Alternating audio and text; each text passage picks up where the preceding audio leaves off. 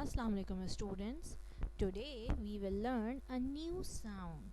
Yes, this sound is qua. Which sound is this? Qua. Come on, let's see some objects which starts with qua. Qua, queen. Qua, quail. It's a bird. Qua, quilt. Yes, these days we really need it. Qua, quill. You might have seen it around. It's a feather which is used for writing.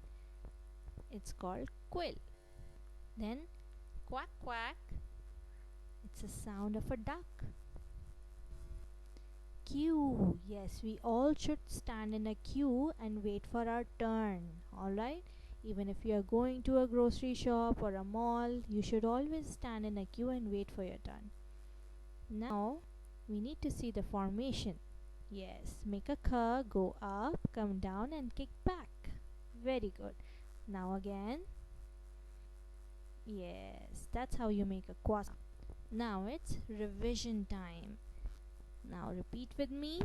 Quack quilt, quack queen, quack quell, quack queue, quack quill, and last one is my favorite, quack quack.